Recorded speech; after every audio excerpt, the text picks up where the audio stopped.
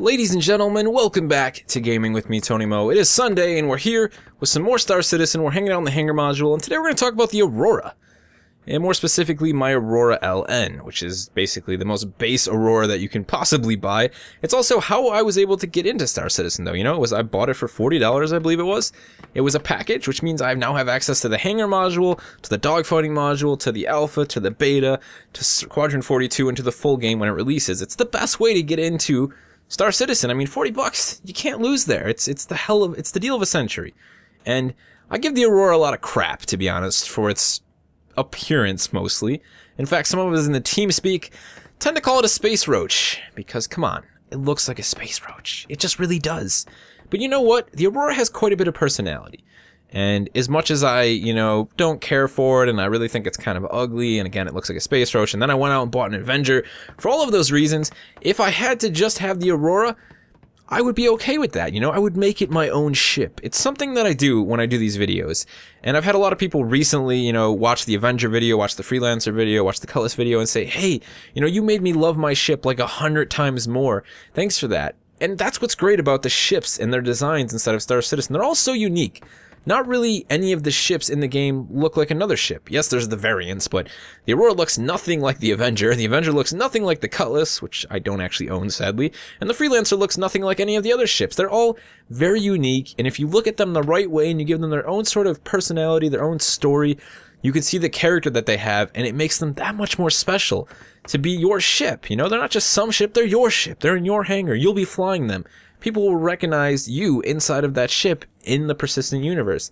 They're much more special than they lead on to be this early in the state inside of Star Citizen.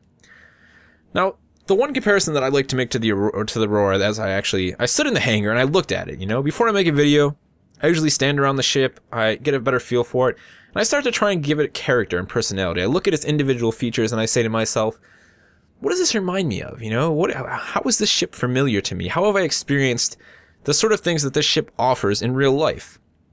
And the more I look at the Aurora, the more it reminds me of an old beat-up pickup truck. It was my very first car. It was actually the only car I've ever owned. I just got rid of it recently, actually. It was a 1990 pickup truck. It was a Chevy Silverado, a 1500 series. It was born in the exact same year that I was. It's beat up, it's old, it's red. I threw a ridiculous amount of speakers into it, and I put new tires on it every year, and I worked on it, and I worked on it, and I kept it running, and it died 23 years old. But it was born the same age as me, so we just kind of had this bond ever since then, and it got me places, and it never got stuck in the snow, and it got me to and from work, and it let me carry my bikes around in the back of it. It took me to the skate park when I was younger. It did so much for me. It had so much personality, and no matter how much it broke down, I just didn't really want to let it go because it was always there for me.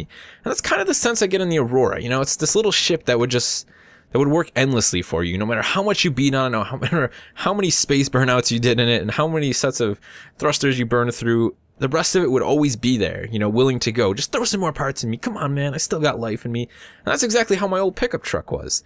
And, there were a lot of design issues in my old pickup truck as well. Much like the Aurora, every time I sit in this cockpit, I say, why on earth did they put a crossbeam directly in my line of sight?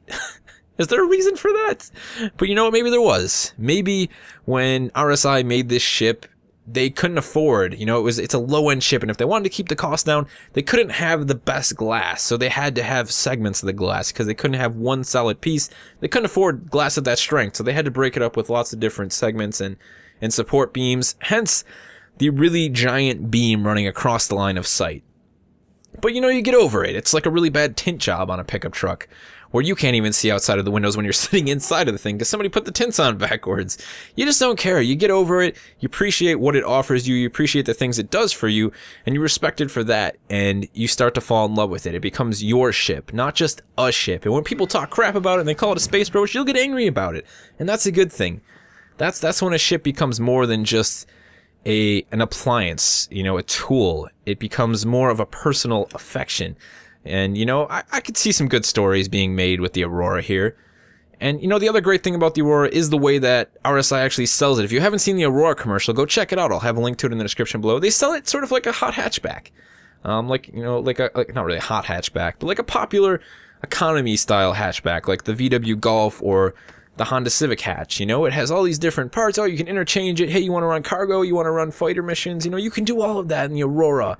it's a pretty damn cool ship in terms of that. And again, it lets you get into Star Citizen at a very low cost. So you can't fault the ship. Even though it looks like a space roach, it's got a hell of a lot of character and a hell of a lot of personality, and I respect Aurora for that. It's a nice ship. But however, we do have to talk about, I guess you could say, an arch enemy that has just been spawned by CIG for the Aurora. Until now, the Aurora was basically, you know, the quickest, the cheapest way to get into Star Citizen.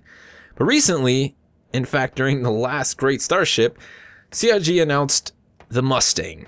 Now, this was teased to us on Wingman's Hangar last week, and we now have it. You guys will be seeing some concept art, as well as the final actual artwork for the Mustang. The Mustang is going to be in the same price range as the Aurora. It is a starter ship, but it's instead based more on combat. It doesn't really have the carrying capacity of the Aurora, and it's just more focused in general on combat. I mean, look at the thing. Look at the thing in the pictures, man. I love that ship, and I will definitely be buying one if they put it live on the store. But at the same time, I won't be getting rid of my Aurora. Not just because I have a package tied to it, but because I think they're two very different ships. The Aurora, as I said, is very multi-purpose, but it has that carrying capacity. It can carry all of that cargo, whereas the Mustang cannot do that. It's much more focused on a sole purpose, which is why I think if you can afford to own both of them, you should definitely do so. I think they're going to be two very useful ships in their own right at the start of the game, especially when you can't afford to just hop into the game and, you know, get another ship. I mean, if I didn't have the Avenger and I got rid of the Aurora and I just had the Mustang, I wouldn't really have too much in terms of, you know, what can I carry things with if something happens to one of the ships for whatever reason. It's nice to have options if you can. But the Mustang, I mean, look at this thing. I absolutely love this ship. It is so complex. It almost looks like it's overdone in its design. But again, that gives it character, that gives it personality. I already have a whole set of stories for that ship, and I can't wait to see it in the hangar and see it actually, you know, have some sort of a walk around and just see it in engine actually properly. It's a very interesting ship. I think it looks very nice, and I like the idea of the sort of, you know, low-cost firepower style ship. I mean, I could just see, oh, if they make some sort of a stealth, you know, variant for that ship, I'd be all over that thing. I mean, just imagine it's sort of gunmetal, like a deep blue paint job to match, you know, the depths of deep space.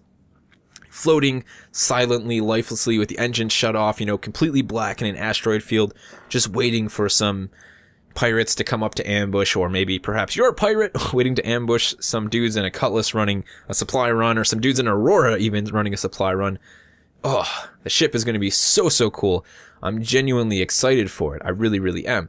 The funny thing is, though, when I look at the Aurora, a lot of us call it the Roach, as I said. When I look at the Mustang, I think Praying Mantis for some reason. There's something about them. They both look like they're bugs. So I think it's fitting that they're in the same price bracket, and they both kind of look like bugs. You know, one is a much more graceful bug, a much more green bug, the Praying Mantis with the Mustang, and then on the other hand, you have this sort of dirty old bug that no one really likes, and when they think of it, they just think of filth. You know, the Roach, which is kind of the Aurora. Not saying that the Aurora is a dirty old ship, just saying it looks like a roach still. So the question I have to ask you guys is, do you plan on picking up the Mustang? And in fact, if you own an Aurora, what do you think of the Aurora? Hell, even if you don't own an Aurora, what do you think of the Aurora as a ship? What do you think of it visually? You know, do you like it? Do you dislike it? I know a lot of people don't care for it, but again, man, it has that personality. But let me know, do you plan on picking up a Mustang if it does go live in the store? You know, is it something you're going to be willing to add to your collection, or are you possibly going to be selling your Aurora to pick up a Mustang? Let me know in the comment section below. And as I said, guys, I just want to remind you, take some time, sit in your hangar one of these days, look at the ships that you like, even the ones that you don't like, and try and give it some sort of a personal story. Make it feel more personal to you. Look at it, characterize it, give it its own sort of personality, something that makes you think of it in a different light, something that makes you think of it more than just a ship. That's going to do it for this one, guys. It's been Tony Mo, and I'll see you in the next one.